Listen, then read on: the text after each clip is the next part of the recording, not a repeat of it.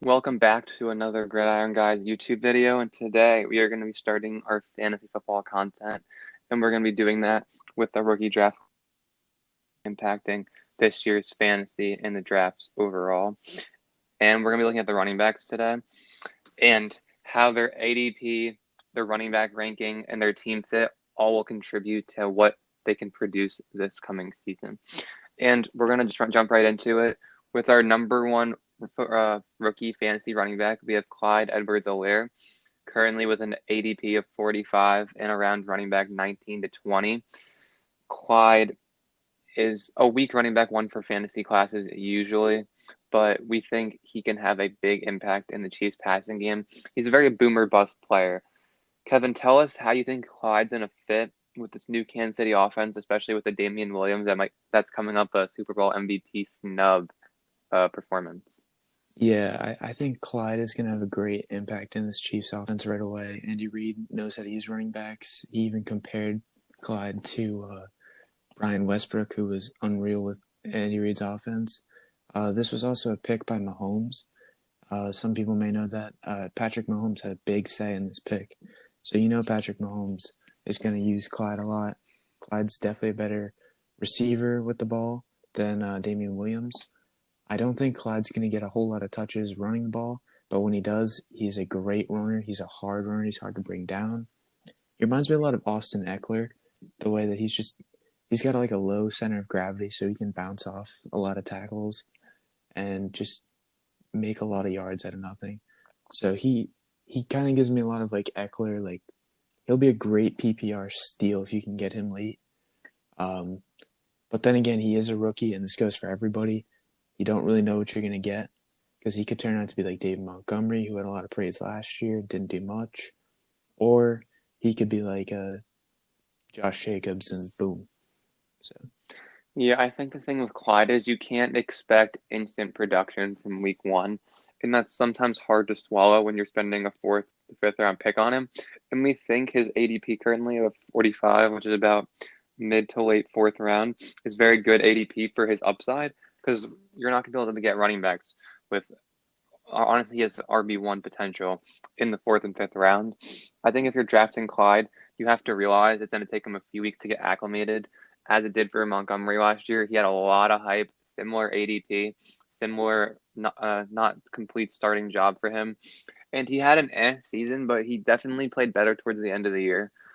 I think for Clyde is the big thing with him is he may not be getting the touches you think he will be getting because first of all, we have to remember the Chiefs are a pass first offense. And if a rookie running back can't pass protect or some little things like that, they're going to struggle to see the field as much. But I really think if Clyde's able to run hard, Chiefs are going to be up in a lot of games. He has RB1 potential by the end of the year. He has a really, really, really high upside. And I think his floor is a bit higher than most people think, just because that scoring potential of the Kansas City offense. He's going to be able to get those scoring opportunities with the limited touches. So it was not that big of a factor if he only touches the ball, let's say 180 times next year. I think he can really make the most of that. yeah, I think every touch he has is going to be an important touch. Like you said, they're going to be up in a lot of games, so he's going to get the ball a lot. Um, Kansas City has a lot of rushing touchdowns too. Like if you look at the Super Bowl, Damian Williams got like what, two, maybe three. Uh, they like to hand the ball off a lot in the red zone. So I wouldn't be surprised if you got to see a lot of Clyde touches towards the goal line. A lot of screen passes. Expect a lot of them. LSU ran them to perfection when they ran them with Clyde. So Yeah, I think in PPR, if you're getting him in the middle of the fourth round, it's an absolute that's a steal. steal based on production and potential. Yeah, you don't know what you're gonna get, but there's too much upside. And if you're even standard or half PPR, which a lot of people are, I think anywhere in the fourth round, Clyde is an absolute steal of a draft pick. The Kansas City offense is something you want to be in, and having the potential bell cow back with just great potential right there. I think Clyde at ADP 45, even ADP 35, I would say is great value. I think he's really going to impress. Just to give him a few weeks in the beginning of the year, may not be able to play him in your week one or week two lineups. You got to see what you got. But I think Clyde is great value. and should have a really good fantasy season because of that Kansas City offense. So elite. Mhm. But now moving on to our RB2 is not may it may not be what people expect. We have Jonathan Taylor with an ADP of 66 and our running back ranking of approximately 26 to 27 by most major sites. And most people, I would say, have DeAndre Swift over Jonathan Taylor, but we have Jonathan Taylor over DeAndre Swift, Kevin. And would you like to explain why? Yes, I'm a huge fan of Jonathan Taylor. Obviously, his biggest concerns out of college were his fumbling issues, but that is definitely something that is fixable, and a lot of coaches can help that, especially in the NFL. And if he can't fix it, that would be a problem. But if you look at the Colts offense last year, they had Marlon Mack, they had Naeem Hines and Jordan Wilkins, who were all very good. But they brought in Philip Rivers, a new quarterback. He's played in the same system that he played in LA that's going to be played in Indy.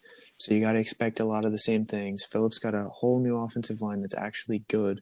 He's got Marlon Mack, who can play kind of the and Marlon Mack and Eckler, or not, sorry. He had Jonathan Melvin Taylor. Gordon and Eckler in LA. And so I think what they're going to try and do is create a similar tandem between Taylor and Marlon Mack in Indy. Plus, with that offensive line, I could see Taylor getting a lot more of those runs up the middle, maybe like the Melvin Gordon type of role, and see Marlon Mack more in a pass game role, or even Naeem Hines. But I like the idea of Phillip throwing or panning it off to Jonathan Taylor, especially when Marlon Mack's contract expires at the end of this year. Yeah, I think Jonathan Taylor is a very safe option at 66 ADP because I think the Colts offensive line is very strong and they're going to be sticking to the run a lot. I think he offers way less upside than a lot of these other rookie running backs because they have such a proven player in Marlon Mack. I really don't think Jonathan Taylor can take this bell cow role year one unless there's an injury to Mack or he's running with an extreme efficiency. I think from the get go, though, he's going to be able to get in there and be a solid, probably flex play, I would say. The only thing that might limit his fantasy production is how good is this Colts offense going to be. It hasn't been that great in years past. I don't know how many scoring opportunities he's going to be able to get, especially with Marlon Mack there, which may be concerning. But I think at 66, that's good value for a safe running back who has a lot of upside potential with that offensive line. And if there's an injury to Mack or he's traded at the deadline, Jonathan Taylor, the only back in that backfield behind that offensive line, is a steal. There's the upside's limited, but I think he's a very safe pick, especially behind that Colts line because they're going to be sticking to that run. And you look at Marlon Mack's injury history, and you see there's a pretty lengthy history there. I mean, not really lengthy, but last year Marlon Mack was hurt a lot. Naeem Hines did really well in a backup role. So look to see the same with Jonathan Taylor.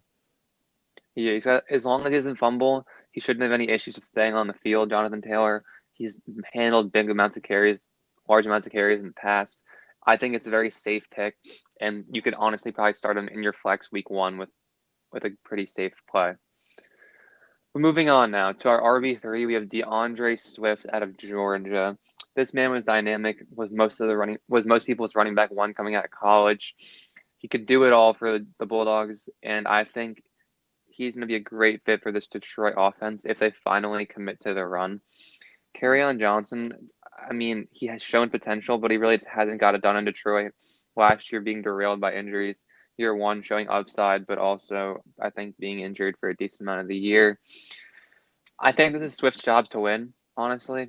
I think Kerryon will scare off a good amount of people, but I think Swift fits the role better. He's a much better pass catcher.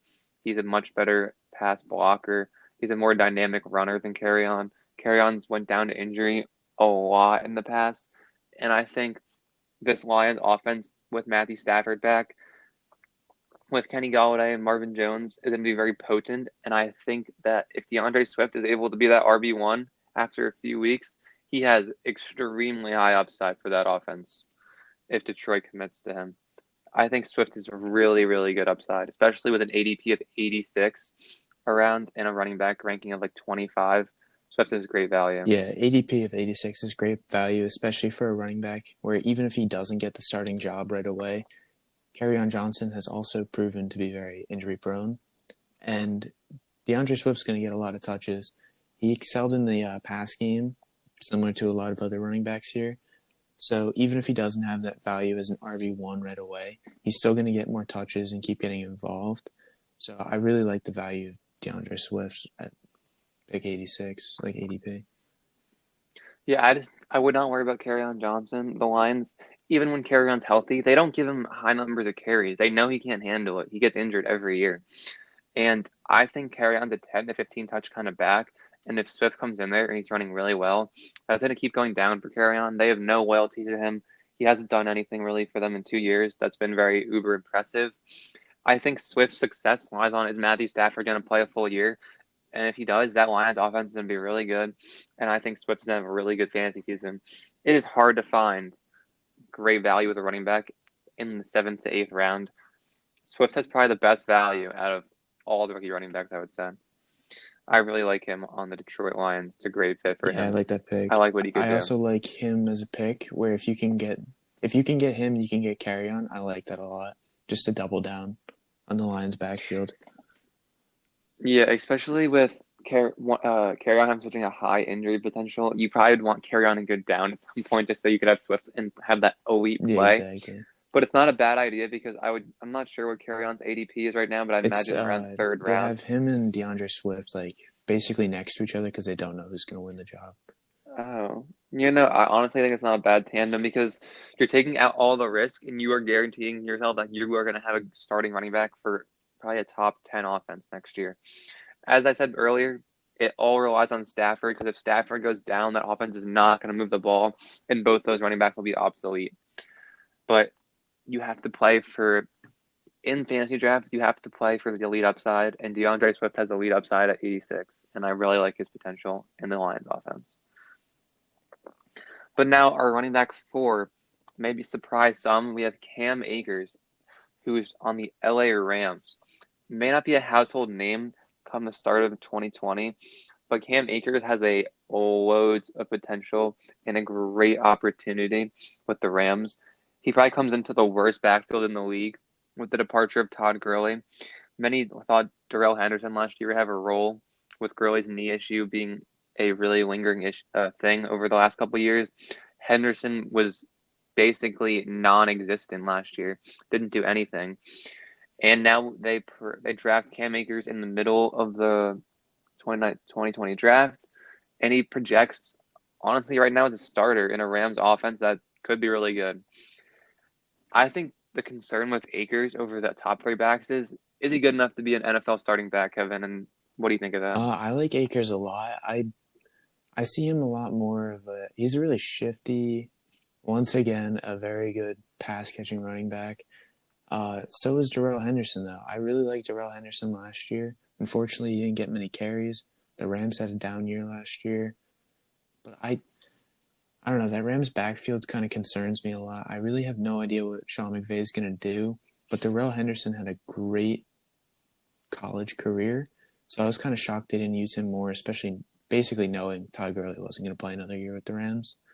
But anyways, Cam Akers, I think I wouldn't take him like too high, but 96 is a really good ADP because he does have the potential to be the starting running back. I think he's going to be in another group of like another running back committee, which is starting to become a trend in now today's NFL. Like, there's not many like sole number one guys. Everybody's starting to have a committee of running backs. Yeah, it's honestly, if you don't have a top 5, 10 guy, we're just gonna run 2 to 3 guys throughout. Even look at Green Bay. They had Aaron Jones by like running back in the five, like the late, like by running back 10 in the league, and they just drafted H.A. Dillon, and they already had Jamal Williams. Doesn't make any sense. But I think the thing is with Akers is you know going in he's not going to be a 250 touch guy, but I think he's going to project in a role. I would say like 150 to 200 touches would be great for him. I think his play style kind of resembles a Dion Lewis. He's a very capable runner, but he's also a great pass catcher. In PPR, it's a great value, ninth, 10th round. And if the Rams offense can be good, there's going to be a lot of scoring opportunities. I think Akers doesn't have that extremely high upside because he wasn't that great. He wasn't a huge talent coming into the NFL. He was a mid-round pick with not hefty expectations. but I think it's safe to say he could be a very valuable flex play with low RB2 upside potential as the year progresses if that Rams offense is good. Because Darrell Henderson showed us nothing last year, and they're going to be 300, 350 touches going for that Rams backfield.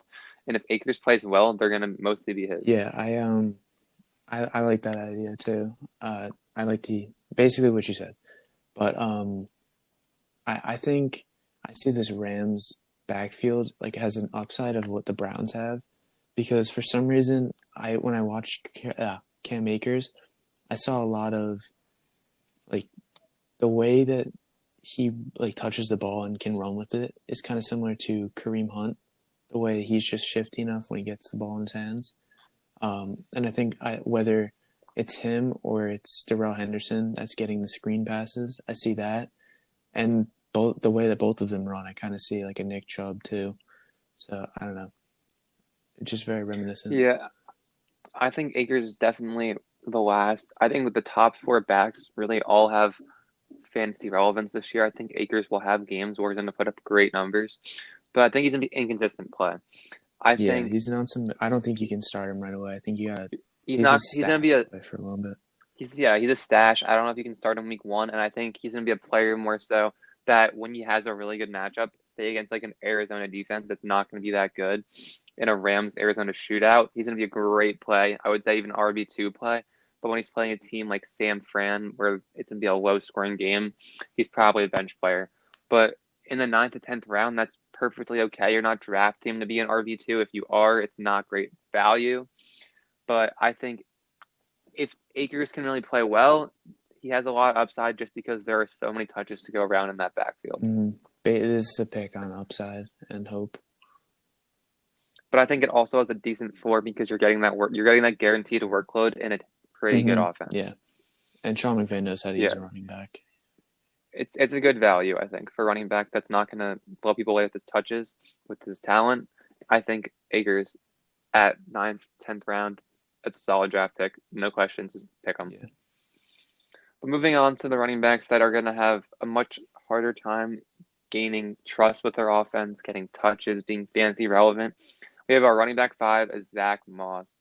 And Zach Moss is coming to a very emerging Buffalo offense. And their run game is led by Devin Singletary, who I don't think is a bell cow back. But the issue with Zach Moss coming to the Bills is if Singletary gets 15 touches a game, which he likely will, and Josh Allen runs the ball 5 to 8 times, early on, Zach Moss might not have that much of a role. And Buffalo is becoming more and more of a passing team. They're not going to be a pass first team. They're going to be a run first team. But with Stephon Diggs and if John Brown plays well again and Cole Beasley, they have honestly a very solid wide receiver core. And Josh Allen is honestly a very underrated passer. People will sleep on him in the passing game. I just think Zach Moss is coming into a team where he's not needed maybe in the first 8 weeks. He may not see more than 50 touches in the first 8 games. I think he definitely will play a factor at some point. They drafted him for a reason. Buffalo did not have a first round pick. They wanted Zach Moss. They wanted out a running back with Singletary. But I think he's not going to be the pass catching back. That's going to be Singletary. He's going to be strictly a ground game guy, I think. And it may be hard for him to score. He's not going to be that great in PPR. I think at an ADP of 146, running back 47, it's decent value, but the upside is very limited. It's more so a backup running back with the potential to be very good if Singletary was to go down because that Buffalo offense, it's going to be pretty good, I think.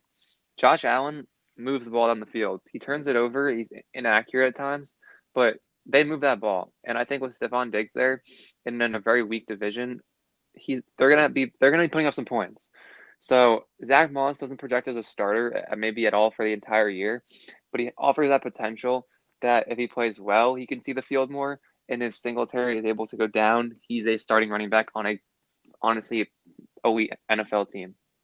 Yeah, he kind of reminds me of Darrell Henderson in the way that he had such a productive collegiate career that he has a lot of expectations. But I like the fit of Zach Moss in Buffalo.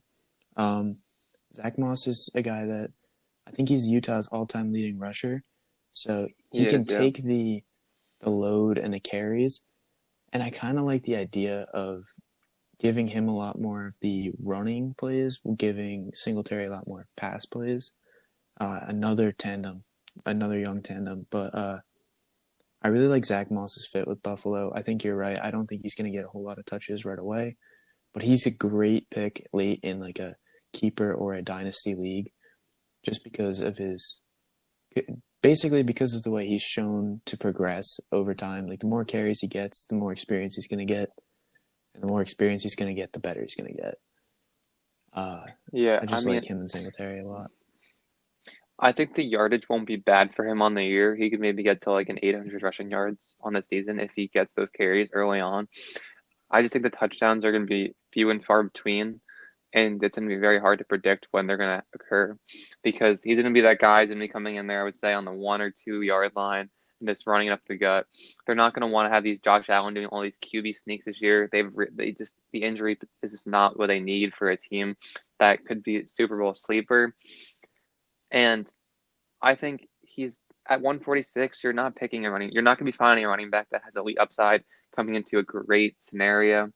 But I think Moss, even against bad matchups, Buffalo's going to be up a lot, as a lot of these teams have been.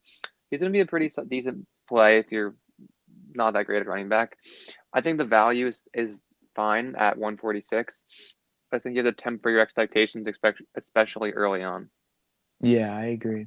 I really just think I think he's a great upside pick that you can stash because maybe some because Singletary, I had him last year. He gets hurt a little bit. Like he's a pretty small dude. Um, I really like the idea of Moss with Singletary just as a backfield together. I think Moss will eventually wind up with the number one role. That's why I think he's a better pick in dynasty or keeper league late in the league. Yeah, late in the draft. Yeah, I'd agree. Good, decent value at 146. But now our running back six, we have Keyshawn Vaughn on the Tampa Bay Buccaneers. And I would say out of all the backs, we're doing the top eight, we think they'll be somewhat fantasy relevant next year, or have the potential to be. Keyshawn Vaughn is the most unpredictable. Mm-hmm. He may be going into an offense that's in a completely bust. We don't even know. It's going to be a new look with Brady. What does Brady have left? It could be a pretty bad offense next year. We have no idea. Winston put up crazy yardage. I don't know if Brady's gonna be able to replicate that, or it could be a crazy efficient offense. Brady shows us that he is the GOAT, and he puts that team to a great season. That's the first factor with Keyshawn Vaughn. The second factor is Tampa does not run the ball. Last year, everyone was like, "Oh, Peyton Barber. Oh, the Tampa backfield's gonna have to be so good with Jameis Winston playing up so many yards. Ronald Jones might get in there." But for majority of the year, it was garbage. There was not much. What Ronald Jones had a few half decent fantasy weeks. Peyton Barber basically did nothing most of the year. I mean, there is no one in this backfield right now. It is wide open. I just think it comes down to is the running game even going to be anything in Tampa next year? And who's to say they don't pick up a guy like Devonta Freeman and just give him half the carries next year? But I think at an ADP of 126, running back 43, Keyshawn Vaughn is a really high upside pick because that Tampa offense and the opportunity that persists with an open backfield, it's hard to pass up. But I also think he could be a non-factor for the entire year. It's a tough scenario. This is a crapshoot, I think. Yeah, no, this is a total crapshoot pick. I don't really know what to expect with Keyshawn. He was a really good running back in college, but you look at their backfield, they got Rojo, they'll have Keyshawn. Like you said, they might pick up Devonta Freeman. Nobody knows what's going to happen in that offense. But if there's anything I've learned from looking at Patriots backs, you can't trust one. You have to have multiple. Like James White was a great fantasy back with Brady because of the way he just got the dump offs. And as of right now, we don't know who that's going to be. It could be Rojo, it could be Vaughn, it could be somebody else. Madare Ogbungawale, I don't know. So this is a caution pick, but I do like Keyshawn Vaughn a lot. So this is another like keeper dynasty pick or a late round stash just in case something happens like an injury. Yeah, I think with an ADP of 126, I think First of It's all, for sure just to a add a bench pick, philosophy basically. for yeah, he's not going to start for you in the first few weeks. But I think the philosophy for your draft is you draft for first, and that's all you draft for. You don't in the late, especially in the later rounds, you're trying to find those hidden gems because say you have what not say you have a bench of 7 players, and you I would try to swing for the fences on every one of those picks besides backup quarterback, even a backup quarterback, because if you hit on 2 of them and they turn out to be really good players, those are complete steals. And I think Keyshawn Vaughn in the 12th to 13th round has such high upside. He has RB2 upside. He could be a very solid RB2 this year. If he plays well and Tampa runs the ball, they could be scoring a lot of points, takes that backfield by surprise. It's a really, really, really good pick. But the thing is, a lot has to go right for him for that to happen. And due to that, it's unlikely. But you're not risking much here, and the upside's really good. So I think he has pretty good value. But I think you have to also realize you may cut him in 5 weeks if he's to loses the job or fumbles. Bruce Arians has a short temper, and if he doesn't play well in a win now offense, he just might get the bench for a year or two. So he could be really good, or he could do absolutely nothing, and you have to be ready for either scenario. I think. Exactly. Yeah, Vaughn's a polarizing player. Out of all the rookies, I think he's the hardest to predict, but I think he has that upside in the later rounds that definitely warrants a chance on him. But now moving on to another back. Our RB7 for the rookies is J.K. Dobbins with an ADP of 118 and RB38 ranking. I think J.K. Dobbins is a great running back, but in the Baltimore offense with Lamar Jackson, Mark Ingram, and Gus Edwards setting the rushing record last year, he's going into a backfield that he's not going to see a lot of carries early on. I mean, I think Baltimore's going to start running less with Lamar because they realize they don't have to, especially in the regular season, to win games. But Mark Ingram, I think this is the last year on his contract, or second to last year. They're going to be running him hard. Gus Edwards is going to be running hard. J.K. Dobbins coming in as the fourth guy on the carry list, and I think he's going to see no work early on. He's going to need an injury to be any bit fantasy relevant. I think his ADP of 118 is extremely high. I think the only reason it's that high is because that Baltimore offense, people want a share of it. They want that potential to say if Mark Ingram goes down, we could have the starting running back on one of the best offenses in the league. But I even think if Mark Ingram goes down, he'll get like 10 touches a game with Gus Edwards, and he still won't be that great year one because they can just pass the ball way more and run with Lamar. I think Dobbins at 118 is extremely overvalued, and I'm not a fan of him there because the fits is Yep. bad. That's really what it comes down I to. 100% agree. I really like J.K. Dobbins as a runner. He reminds me a lot of Mark Ingram. And I think their whole plan here was we have too much draft capital and not enough needs. So we're just going to take best player available. Best player available is J.K. Dobbins. I think you take him to groom him. I think that's what they did. He's basically going to get most of his touches in garbage time. So he's not going to be a fantasy relevant player right away. But for the future, he's going to be a great player. So once again, the common trend of these later guys is stash them late, keep them if you're in a keeper league, or draft them in a dynasty league. Just stash them because they're not going to be very relevant right away, but the upside and potential is there. No, I think in a dynasty league, this is a This is a great great pick draft for a pick. dynasty league.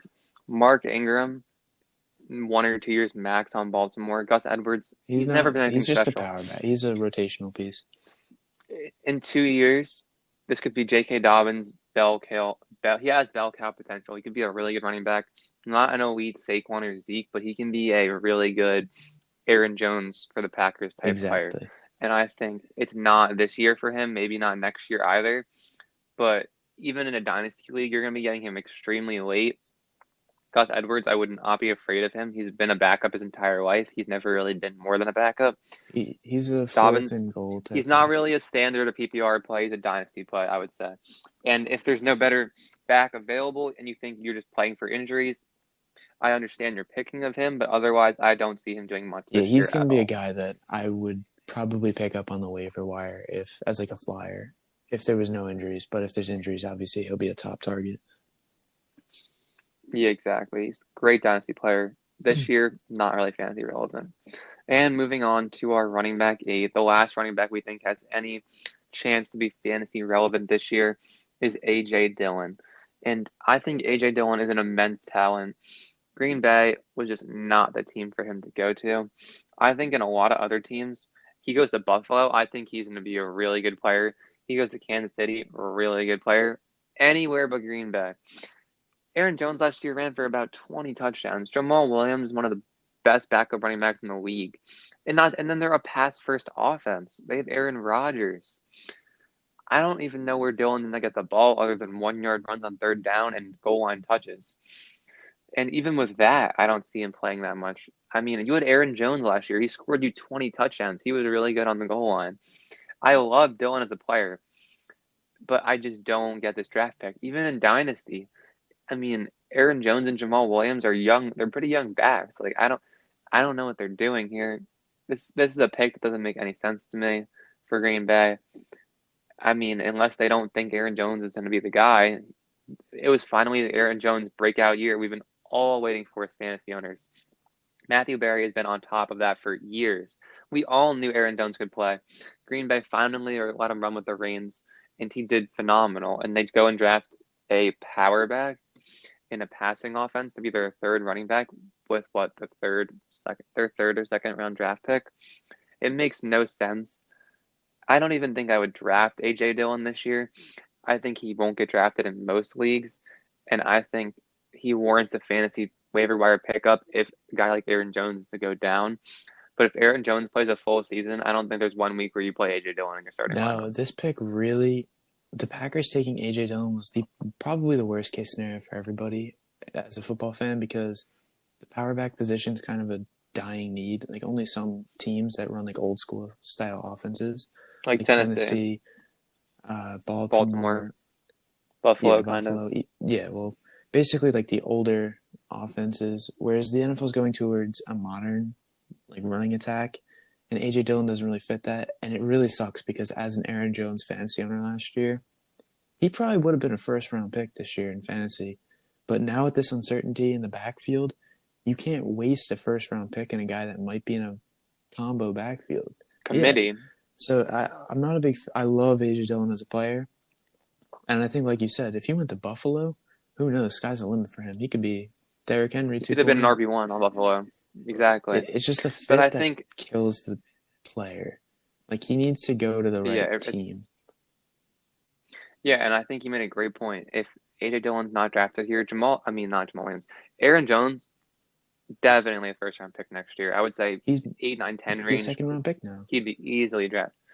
Probably I think second to third. even with AJ Dillon, I think Aaron Jones is still a great pick for I would say a low tier RB1. I don't think Dillon's going to do much. But if Dillon takes 6, 7 touchdowns from Jones, kind of ruins his fantasy season. I mean, even in Dynasty, it's hard to say pick A.J. Dillon because Aaron Jones and Jamal Williams, I think, are going to be there the next as long as Aaron Rodgers' campaign continues, and I don't think that's going to end in the next 2 to 3 No, years. Rodgers is going to keep The playing. Jordan, yeah, he hasn't shown much of a decline. They just don't help him. He's still a good. People are like, "Oh, he's No, not as he's good." Well, yeah, really damn he good. was. He was an elite NFL MVP candidate for 5 to 10 years, and maybe he's just a very good quarterback now. But he's still capable of winning a Super Bowl. They just don't give him anything on that team. And Jordan Love is not ready to play this year, and he may not be ready to play next year. So the new wave of the A.J. Dillon, Jordan Love era may not be for 3 or 4 years, and at that point, their contract is expiring. I mean, A.J. Dillon shouldn't be drafted in any league for really anything at all. Dynasty, maybe late round if you really like the talent and you think that the talent will eventually find the field, go for it. But I don't even think in Dynasty I would draft him. I mean, if Aaron Jones goes down, okay, he could have a very good fantasy season. But Aaron Jones, he took on a huge amount of carries last year, and he played every game. I'm pretty sure. Mm. I don't. Agent Dillon is not a guy I'm betting on.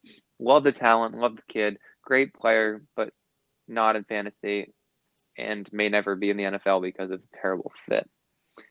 I would say less than 100 carries in the year for sure, maybe 5 touchdowns. You're not gonna be able to predict those Yeah, I weeks. think he'll probably get it. It's not. It's He's gonna be going to get not the much. garbage time handoffs and all that. Maybe later on in the Yeah, I season, mean, who knows? He'll get some carries to try and work him in the workload. Maybe if there's an injury or something. But he's too unpredictable to take in fantasy, maybe even dynasty. But I think he'll wind up being a free agent in most, if not all, leagues. Yeah, it's just not a player that I'm willing to draft. I see every other rookie running back with way higher upside this year. You can't bet on injuries, and even if there's an injury, I don't even think he's that fantasy relevant. AJ Dillon is not a guy that I think has much relevance ever in fantasy for the next year or two. But those are our rookie running back rankings. Let us know what you think down below in the comment section, and we will be getting to all our rookie positions in the next week or two. And that's how we're going to start segueing into our fantasy content. We're going to be breaking down the rookies because a lot of these players are unknown guys, and then we're going to slowly go into the overall fantasy spectra as a whole. We're going to give out our overall rankings, our sleepers, our favorite players for next year, our league winning strategies, best draft picks, everything. We have months. We have a couple months of content planned out, and just stay tuned for us to keep going on with our rookies for the next few weeks.